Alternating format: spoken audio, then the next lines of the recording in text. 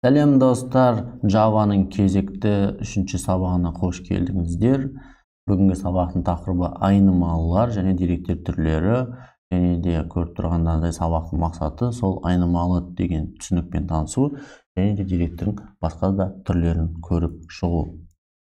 Сабақтың мазмұны келесідей: Java variables деп аталады, айнымалылар. Келесі Java комментарийлармен танысамыз. Коммент деген не екен? Және математикалық амалдармен танысамыз. Және Java'да соларды қалай қолданады екенбіз. Айнымалы дегеніміз не? Айнымалы дегеніміз бұл деректер мәндерін сақтауға арналған контейнерлар дейді. Яғни өмірмен салыстыратын болса, мысалы мен адаммын, есімім Бақытжан. Мен контейнер ретінде адам боламын да, және контейнердің аты ретінде менде Бақытжан болады. Яғни Мықтыбаев Бақытжан деген тек қана маған тиесілі, және соны мен басқа жерлерде қолданамын. Java'да да сондай контейнерлер болады. Бөлек-бөлек түрлеріне байланысты аттар бөлек-бөлек болады. Солармен танысып өтеміз. Мысалы ретінде бізде int деген айнымалы болады. Тек қана сандар үшін қолданылады. Бөлшексіз сандар. Яғни 125 және минус 123, минустан минус және 10 сандар қолдануға болады. Float дейтін сандар болады. Ол бөлшек сандар үшін қолданылады. Яғни өтірі бар сандар 125 өтір 15, және 115 деген сөз, немесе 3,14 деген сияқты сандар үшін қолданылады. Енді integer үшін тек қана бөлек, float бөлшек сандар үшін бөлек контейнер құрастырылған. Char дейтін келесі бір айнымалы бар. Ол тек қана бір әріп немесе бір символ үшін қолданылады. Кішкентай А, үлкен Б, немесе мындай кішкентай тор сияқты символдар. Boolean деген тек қана екі түрді мәнді қабылдайды. True, шын деген сөз, немесе false, жалған деген сөз. Мысалы делік, booleanды қай жерде қолданамыз? Мысалы, мысықта 4 аяқ болады дейді. Ол бізге шынмен ғой, мысықта 4 аяқ болады. True қайтарады, немесе машина тірі зат дейді. Жоқ, машинаның тірі зат емес, ол тек қана техникалық есептеледі. Зат бол, ол бізде false болады. Осындай есептер берілгенде жағдайда boolean деген айнымалы қолданылады. Келесі айнымалы бізде string деп аталады. Бұл мәтін және сөз үшін қолданылады. Яғни үлкен сөзді, сөйлемді сақтап, бір контейнерге сақтап, кейін ол болашақта қолданғыңыз келсе, string айнымалысын қолданасыз, және сөз үшін stringтің айнымалын қолданасыз.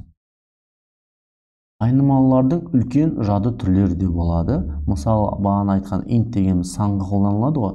Int'та бізде 4 қана байттан тұрады екен.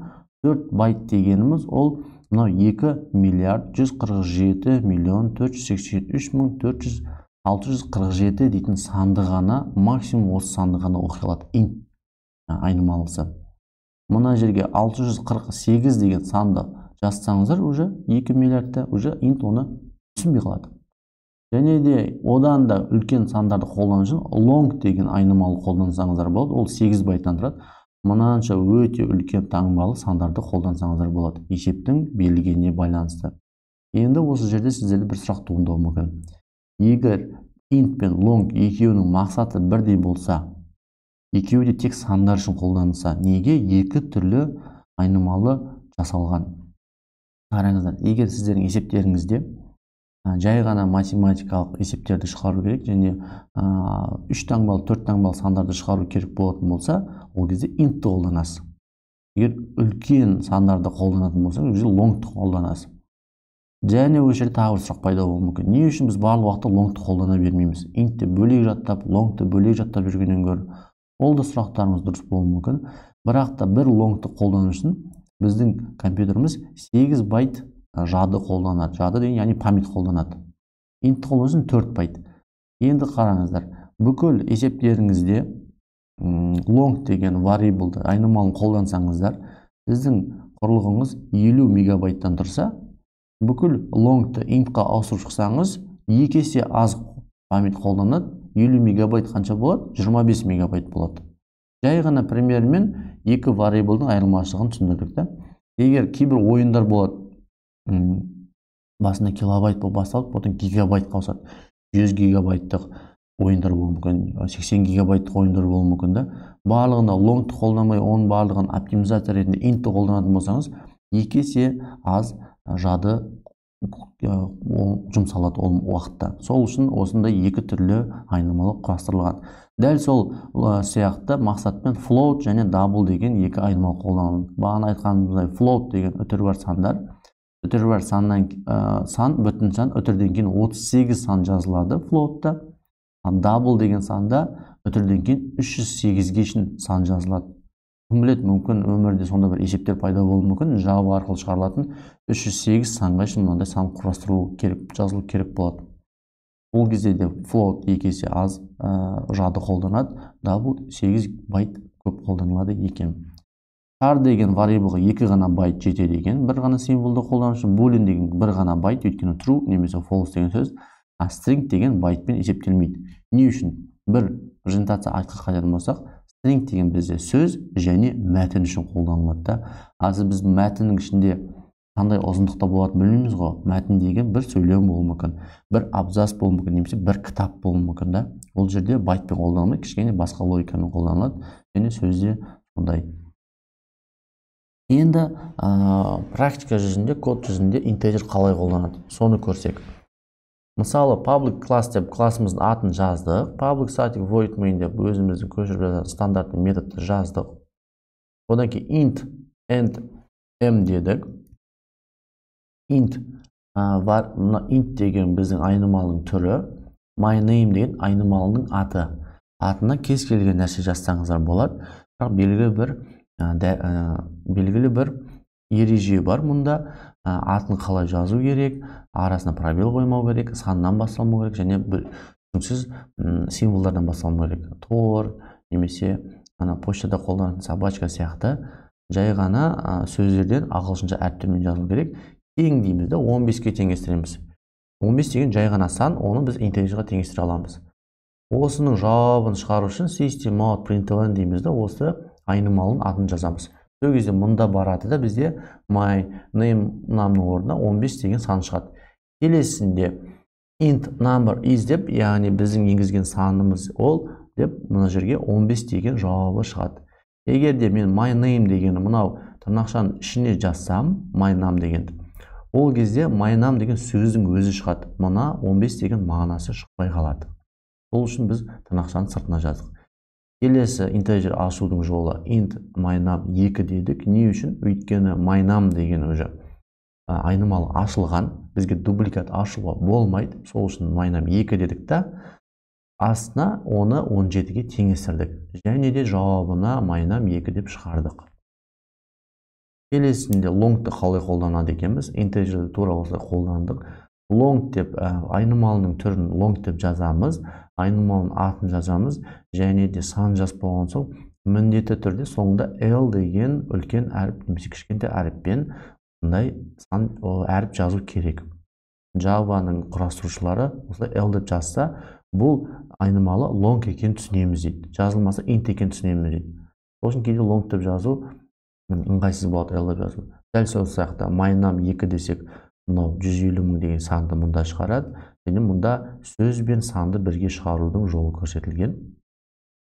Келесіне float пен double'ды қалай жазу керек? Float дегеніміз үтірі бар сандарға арналған. Мұнда айнымалының аты жазылады, теңестіреміз де 5 үтір 99 деп жазықта f деген әріпті жазып кетті. Яғни бұл айнымалы бізде float деген сөз. Double'да ештеңе жазылмайды. Сол үшін көп мысалдарда double жазылады, өйткені f деген әріпті кейбір уақытта жазу ыңғайсыз дейді. Double'да әріп жазылмайды. Мұнда float number дегеніміз деп float'тың мағынасы шығады, double number дегеніміз деп double'дың мұнда мағынасы шығады екен. Және де қалған айнымалының түрлерін бір қарап шықсақ болады. Char дегенді қалай жазамыз? Char дейміз да, мұнда айнымалының атын жазамыз, теңестіреміз. Енді мұнда қарасаңыздар stringте екеулік кавычка жазылса, char'да біреулік кавычка жазылады, және мұнда бір ғана символ жазылады. Егер мұнда 2 немесе 3 символ жазсаңыздар, Java сіздерге қате дейді. Char тек қана біреу ғана түсінеді дейді. Boolean деген кезде деп түрін жазамыз да, мұнда Boolean атын жазамыз. Айнымалға кез келген нәрсе жазуға болады. Сіз аты жөндерін жазсаңыздар болады, жер, су аттарын жазсаңыздар да болады. Ол өзіңіздің фантазияңызға ғана қалған. теңесеміз true немесе false деген екі сөз ғана жазамыз. Яғни мұнда шын, мұнда шын емес деген сөз. Байқасаңыздар, true false деген жай ағылшынша сөзінен аударсаңыздар, өзі шын емес деген сөз. Сондықтан да Java оңай дегеніміз осы жерде. String деген сөзден айнымалдың түрі string, айнымалдың аты myText деймізді. Екеулік тырнақша ашамызда әлемде бір сөз жазамыз, немесе келесі жолда екеулік тырнақша ашып бір сөйлем жазамыз. Және осыларды нәтижеге қалай шығаруымыз керек? System.println дейміз. My letter деп мынаның мағынасының орнына қай мағына барады? D деген мағына барады мына жерге. My bool деп мына жерге true деген келеді. My bool 2 деп мына жерге false деген келеді. Тәжірибе барысында тағы да басқа да түрлерін жазып көреміз. Сол кезде де нақты түсінуіңіз мүмкін. Әзірше теорияда осылай жазылады. myText деп мына жерге myText'in текстің өзі шығады, өйткені бұл тырнақшаның ішінде. Плюс деп мына екі жағына плюс болған кезде myText'in орнына не шығады? Бұндай айнымалы болғаннан кейін сәлем деген сөз шығады. Мына myText 2 деген жерге hello at light coders деген сөз шығады. Келесі біздің өткіміз келетін тақырыбымыз ол комментарий. Комментарий деген сөздің мағынасы, яғни біреуге бір комментарий айту. Java тілінде, бағдарламалау тілінде де комментарий деген сөз болады. Ал өздеріңіз байқағандарыңызда мұнда void main деп басқаша бір сөз, басқаша бір әріп жазсақ, үш қате болады. Int-тің орнына, t-ның орнына in r деп жазсақ қате болады. Өйткені бұлар бізде keywords деп аталады, яғни тура аты осылай жазылу керек сөздер, функцияның аттары деп есептеледі болады. System.println сондай. Кейбір кезде біздің кодтың түсіндірмесін жазғымыз келеді. Өзімізден кейінгі келген программистке түсіндіреміз, немесе өзіміз есімізден шығып кетпеу үшін бір өзімізге комментарий қалдырып кетеміз. Сол үшін осындай комментарий қолдансаңыздар болады. Оның екі түрі болады. Бір жолды комментарий, екі флеш қойылады да, сол жерге кез келген тілде кез келген сөз жазылады. Мұны Java қате деп есептемейді, бұл жақты оқымайды. Екінші түрі мынандай символ қойылады да, слэш деп аталады, және жұлдызша қойылады. Бұл блок комментарий, яғни бір жолдық емес, бұл үлкен блоктан тұратын комментарий. Мұнда комментарий бас ашылады да, мұнда сол жабылады, және блокқа кез келген тізбектелген абзац комментарий жазсаңыздар болады. Негізі Java программалау бағдарламау тілдерінде өздеріңе түсінікті болу үшін әрдайым комментарий жазып кетуге үйренсеңіздер де жақсы болады. Келесі бізде математика амалдар, яғни мектепте оқып көрген біздің қосу, алу, көбейту, бөлу амалдары болады. Дәл сол амалдарды Java тілінде қалай қолданамыз? Яғни int n1 деп integer ашамыз, өйткені ана екі санның қосындысы сан ғой. Ол сан теңеседі n1-ге, және 15 болады мұнда, n1 деген System.println шығарсақ 15 деген сөз шығады, сан шығады. Екіншісінде азайту, 12-ден 3 азайтқан кезде 9, n1-іміз 9-ға тең болады. Үшіншісі көбейтіледі, төртіншісі бөлінеді.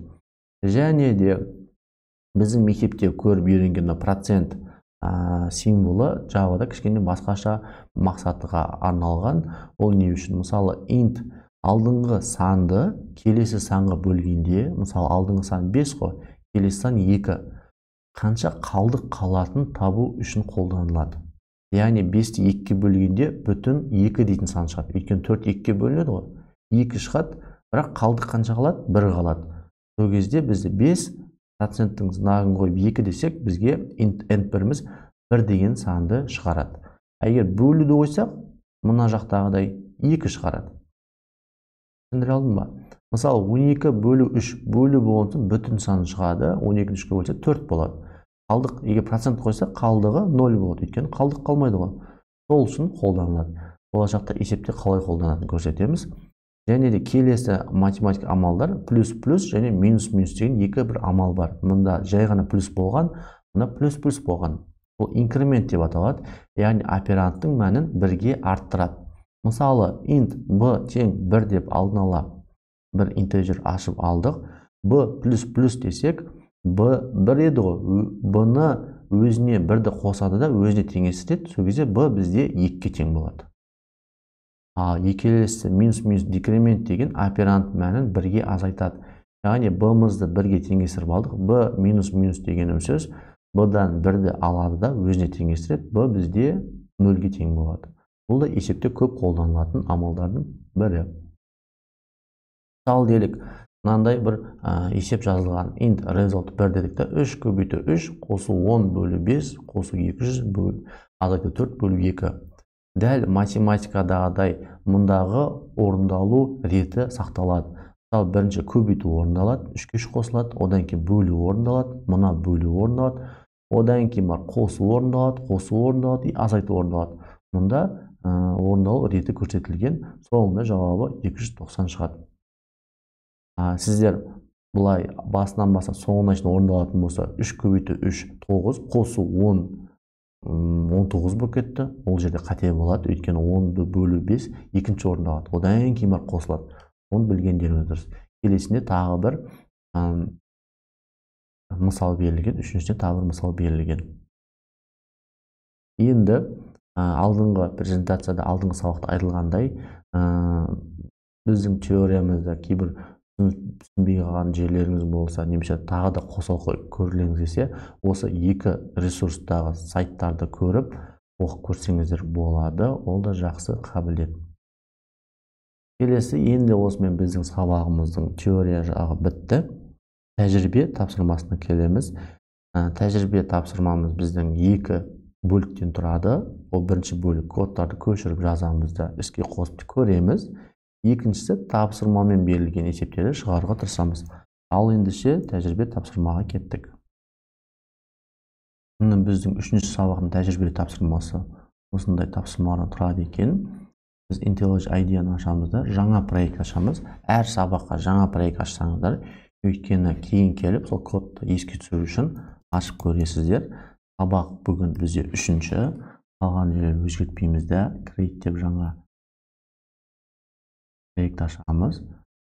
Проектің оң жаққа қоямыз да, жаңа файлды ашамыз. Файл ашамыз да, оны task 1 деп ашамыз. Ал ендеше кеттік. Task 1-де не дейді? Бағанағы integer арқылы жазған кодымызды көшіріп жазамыз.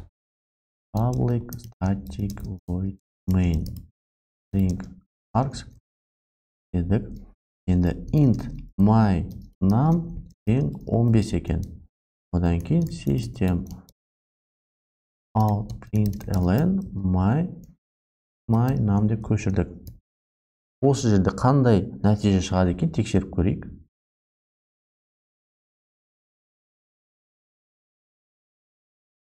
My num 15 деп шықты. Дәл тапсырмадағы көшірдік. Енді өзіміздің ойымызбен өзгертіп көреміз. Мұнда 25 дейік. 25-дің жауабы шықты. Келесінде long екен. Long дейміз да my num ұзын саншап L дейік. Бағана айтқандарымыздай дубликат болмайды. Дубликатты әдейі жасағаннан уже маған қате дейді. Мұнда 2 деп келесі айнымалы ат жазу керек. Мұнда system out println деп long number деп бір жол, тырнақшаның ішіне жол жазайын да. Және де my num 2 деп longтың берілген мағынасын жазуға көрейін. Осының нәтижесін көрейік қалай болатын. Нәтижесінде long number деп мен жазған 10-ды шығарып берді. Бағаны біз integerдің жады, яғни памяті болады дереміз. Сол памяті қанша екенін еске түсірейік та, сол integerді тексеріп көрейік. 2.147.483.647. Ал енді осыны тексеріп көрейік. Осы санды түсінеді ма? Енді мұнда 48 қойық. 48-ді бір ғана санға көбейткенем, integer мұндай үлкен санды түсінбейді деп жатыр. Сонда бұл жерге не істейміз? Long дейміз да, мұнда L десек, қатеміз жойылады. Ал long онда үлкен сандарды жаза алады. ал long үшін мұнда одан да көп сандарды жазып кете берсеңіздер болады. Мынанша көп сан жаза алмайды екен. Енді азайту керек.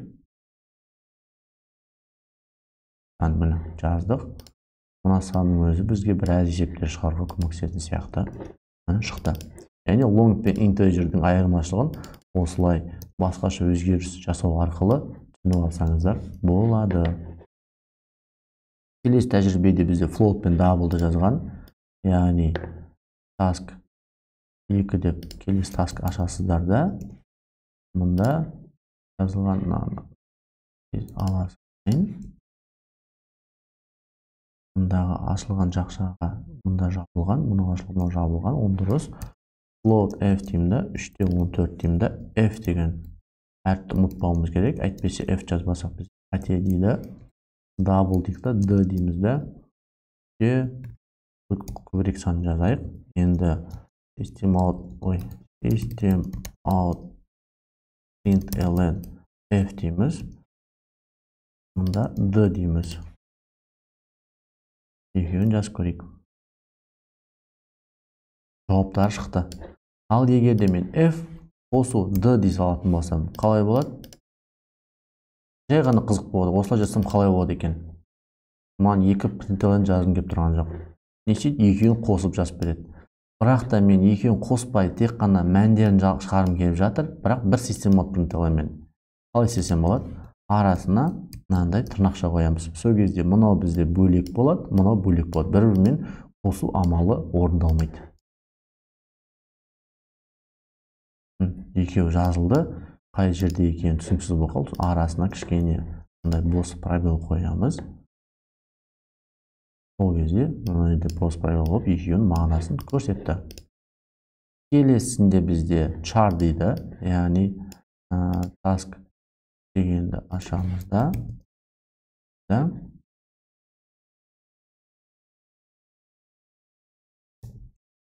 Println деп жазамыз да. Char деген бір ғана символдан тұрады дедік.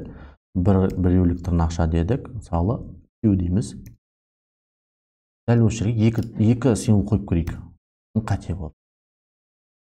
Тырнақшаны емес, екеулік тырнақша қойып қате болды. Яғни қате арқылы біз түсінеміз да. Және де қате жіберуге қорықпауымыз керек. Бір деп жай ғана тырнақшасы жазып көрейік. Ол кезде чарды тырнақшасы жазуға болады екен. Бірақ бұл жерде ол сан болмайды, басқаша болады.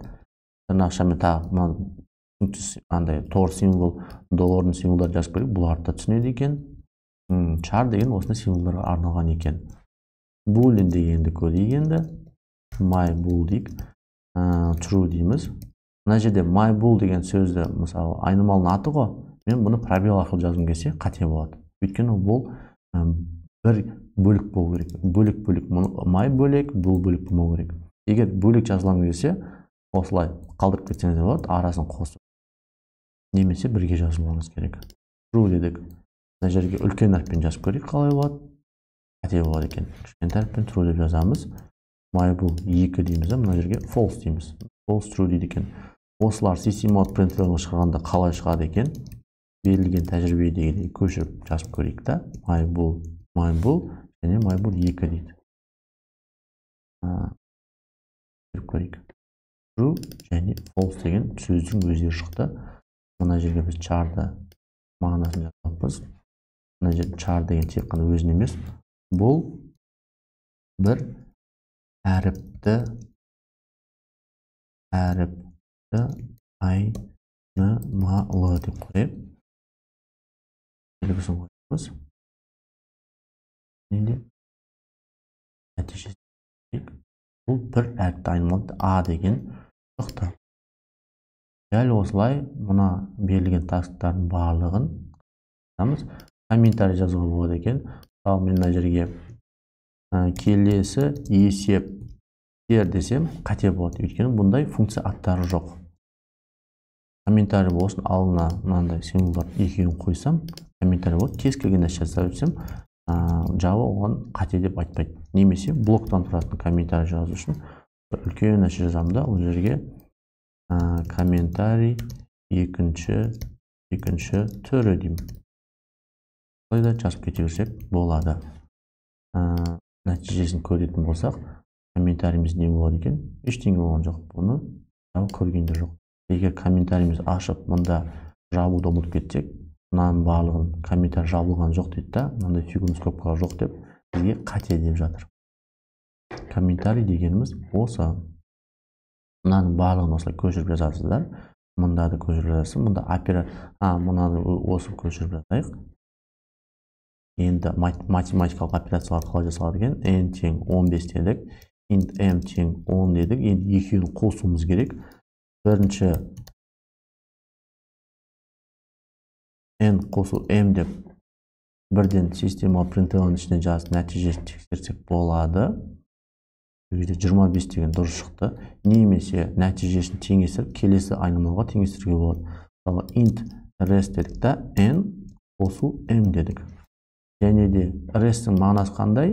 25 қой. Мына жерге комментарийға 25 деп қойымыз керек. Өзімізге түсінікті болсын. Так, 25 шығу керек қазір мына жерде. Rest саламыз да мұнда жазамыз. Және де нәтижесін шығарусын run кнопкасын басамыз. 25 деген шықты. Яғни біздің комментарий жазған санымыз дұрыс шықты. Яғни біз дұрыс түсіндік деген сөз. Екеуін арасын көбейтсек, ауызша көбейтсек қанша? 150 ғой. Java дұрыс есептей ма? Соны тексерейік. 150 шықты. Яғни дұрыс жазыппыз көбейтіп. Яғни дұрыс шығарыпты. Және осындай операциялар орындалып жатыр. Мұнда да сол орындалып жатыр. 9-шы таскпен бітеді. Келесі бөлік бізде тапсырма берілгенмен беріледі. Сөз түрінде осыны түсініп жазуымыз керек. Дәл осы жерде сіз видеоны пауза қойып, мына тапсырмаларды өзіңізден оқып, көріңіздер. Паузадан кейін біз алдымен мен есептерді бір түсіндіріп өтейін. Ауызша. Ол келесі сабақтарда енді өздеріңіз түсінуге тырысасыздар. Бастапқыда түсінуде қиындау болуы мүмкін. 10-шы тапсырмада алдыңғы тәжірибеде берілгендей формуланың келесі мағыналары бар жауаптар табыңыз. Яғни мұнда бізде n және m 15 дедік қой. Мұнда n1-ге 30, n2-ге 55, n3-ге 25, 55 сандарын беріп, n1 қосу n2 көбейту n3 формуласының мәнін тап дейді. Яғни біз мына жерде екеуін көбейтісін таптық қой. Көбейтісінің орнына не жазамыз? n1 қосу n2, оны жақша қалады екенбізді n3 дейді екенбіз. Осының мәнін тап дейді. Жарайды. Келесі таскта жалпы айнымалының жауабын табыңыз. Яғни мұнда бізге 1, 2, 3, 4, 5 түрлі айнымалы беріледі. X, B, Y, F, C деген сияқты. Ол кез келген жазуға болады әрине. Кез келген санды жазыңыз дейді. Осы арқылы мына формулаларды табыңдар дейді. Яғни P-ны табу үшін осы формуланы жазады екенбіз. S табу үшін осы формуланы жазады екенбіз. Total дейтін integer табу үшін мына формуланың барлығын жазсақ, бізге жауабын шығарып беру керек екен. Енді мұна жерде жай ғана математикалық формула болды. 12-ші таскты көрейік, кішкене қызықтау сияқты. Сіздің туған күніңіз, айыңыз және жылыңыз берілген. Осы айнымалы мәндерді пайдаланып, осы уақытқа дейін қанша секунд өмір сүргеніңізді білдіңіз немесе табыңыз. Яғни туған күніңіз, жылыңыздан қазір 2022 болса, сіз мысалы өзіңіз 2000 жылдық болсаңыз, 22 жыл өтті. Қанша ай өтті, қанша күн өтті. Соның барлығын бірінші күнге, кейін сағатқа, минутқа, одан кейін секундқа ауыстырып, общий секундтан табуыңыз керек. Берілген сондай. 13-ші есепте қашықтық сантиметрмен берілген, оны метрмен табу керек. Сіздер ойлайтын шығарсыздар, Java дегенде мен ойын жасауға, сайт жасауға немесе мобильді құрылғы жасауға арналған деп ойласам, мұнда математика шығарып жатырмыз деп. Біз бұл жерде математиканы мысал ретінде қолданып, Java-ның кодтарын түсінуге тырысып жатырмыз. Integer, айнымалы, система println деген сияқты. Және де бір жағынан адамның логикасын ең жақсы дамытатын бағыттарының бірі ол математикалық есептер, математикалық ойлау. Сол үшін де алғашқыда Java-ны математикамен бірге жастырып түсіндіру жақсы нәтиже береді. Дәл осы жерден видеоны паузаға қойып, түсіндірілген есептерді өздеріңіз шығарыңыздар. Кейін паузадан кейін жолыққанша.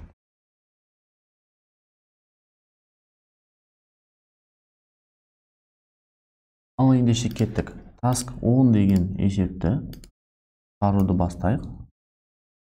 Task 10 деген проект ашайын. Мұнда main дейтін методты жазайын. Task онда n1, n2 берілген, n1 тең 30 дейді, n2 тең 25, n3 тең 55. Егер дұрыс шығарған болсаңыздар, бұл жерде түсінікті болса, видеоны айналдырып келесі тастып көрсеңіздер болады. Бұл жерде мен түсіндірме және шығару жолын түсіндіріп жатырмын. Мына формуланы шығару үшін бір айнымалы, жаңадан бір айнымалы құрастырып, жауабы 1 деймін да, осы формуланы жазам. n1 қосу n2 көбейту n3. Егер мен мұнда n4 десем не болады? Қате болады. Өйткені n4 дейтін айнымалы жоқ. Үшін маған қызыл болып қате шығарады. Және мына жерде n3 деген түсі сұр болып тұр. Өйткені бұл қолданылған жоқ дейді. Айнымалыны аштым, бір қолданылған жоқ дейді. Жарайды да, n3 деп мұнда жазам. Так, енді қалған формулаларға да мыналарды көшіріп қайтадан қояйын. Келесі бізде n1 минус n2 қосу n3 екен. Мына жақшаға алынған екен. Әлі осылай. Келесі n1 қосу n2 көбейту минус n1 екен. Жай ғана осы формуланы көшіріп жазып алам. n1 көбейту n1 қосу мұнда n3 бөлінген. Енді жауаптарын қалай жазам? Әрине system out print ln деймін да. Жауабы 1 деген мұнда қоям. Жауабы 2 мұнда қоям. Жауабы 4 мұнда қоям. Және де нәтижесі көру үшін осындай сандар шығады екен. Және қолыңызда калькулятор алып тексеріп көрсеңіз болады. Сенем жауап дұрыс шығарған сияқты. Келесі жалпы айнымалы берілген тура сандарды қойғанбыз да, тура осы формуланы шығарамыз. Менің ойымша бұл қатты қиын емес. Мынаның барын алайық та. Мына жерге 1, 2, 3, 4, 5 дейтін берейік. Мұнда print total дейміз да, мұнда print total дейді. Яғни system out print ln total деп жазамыз да. Бізде қате дейді. Мұнда жауап дейтін айнымалылар жоқ. Бәрін өшіріп тастауымыз керек. Сақтаймыз. 406. Кеттік. Келесі. Мысалы мен дедім task 12 деген файл ашқым келмейді, және мұнаны да пока жауап білгім келмейді. Бұны не істеймін мен? Блок комментарий қоям. Блок комментарий болса, Java бұны тексермейді, оқымайды. Керек емес маған. Келесі мұнда task 12 деп өзіме комментарий қоямын да, келесі комментарий жазып кете беремін. Яғни көмекші болады. Туған күніңіз берілген. Int туған күнім day. Мысалы мен 10 август деп туылғам. Ай дейді. Ай берілген 8 ай. Жыл берілген. Int жыл деймін да. Мен 1991 жылғымын. Секундқа ауыстыру керек. Не істейміз? Int жыл есептеу деймін да, 2022 аламыз жылдан. Яғни қазір 2002-ден жыл деген кезге қай барады? 1991 барады ғой. Мұнда комментарийға жазам, мен 31 деген сан шығады, қателеспесем, int ай есептеу деймін да. Қазіргі ай қандай ай? Қазір 12 ай, желтоқсан болғансын 8-ді алам. Мұнда 4. Одан кейін комментарий жазбасақ та болады, бұл өзіме түсінікті болу үшін. Int деймін да, бүгін бізде 16, 16-ны азайтамын 10-нан. Мұнда менде жыл шықты, жыл санады. Мұнда менде ай санайды. Толық ай қанша ай өтті, мұнда толық күн өтті. Енді осының барлығын бір форматқа келтіру керек, секундқа келтіру керек. Оны қалай келтіреміз? Жауабы тең дейміз. Күнді, мысалы мен 6 күн өмір сүріппін. 6 күнде қанша секунд бар екен қалай табамыз? D2-ні бірінші көбейтеміз. Күнде 24 сағат болады. 6 күнде оны көбейтеміз 60 минутқа, оны көбейтеміз 60 секундқа. Тапты, күнді тапты. Дәл осы жерде астына тағы бір айнымалы ашайық. Өзімізге ыңғайлы болсын. Жауап 1, жауап 2, жауап 3. Айды есептейік. Айда қанша күн бар? Орташа есеппен 30 күн деп алайық. 30 күн. ол 30 күннің ішінде 24 сағат, 24 60 минут, 60 секунд бар. Есептедік, жылды есептейік. Жылда орташа есеппен 365 күн деп алайық. 365 күнге көбейтеміз. Күнді таптық қой мына жерде. Енді одан секундқа ауыстыру үшін 24 сағатқа көбейтеміз. 60 минут, 60 секунд. Барлығын таптық та, ең соңында толық жауабы деген айнымалы ашамыз да. Жауабы 1 қосамыз, жауабы 2 қосамыз, жауабы 3 дейміз да. System out println менің өмірім дейміз да. Толық жауабы дейміз да. Тағы да қосу, артынан қосу қосып, тағы да сөз жазым өтіп, секунд өтті деп жазым келіп тұр. Мұнда жауабы барады, мұнда тек қана сөз ретінде бірек қалай болады. Менікі осынша екен. Мүмкін дұрыс. Енді мұнда 30 күн, 31 күн болуы мүмкін, кейде 366 күн болуы мүмкін. Бірақ Google мен тексеріп көрсеңіздер, секундқа примерно осыған кішкене сай келеді. Осы есептедік. Келесі есебіміз қашықтық сантиметрмен берілген, метр табу керек. Жарайды. Мен мынаны task 12-ні блок комментарий қоям. Келесі файлды ашпай.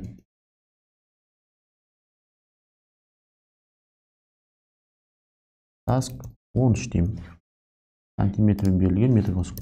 S деймін да, 150 деген сантиметрмен берілген, метрге ауыстыру үшін M деймін да, S-ті қанша бөлем? 100-ге бөлем.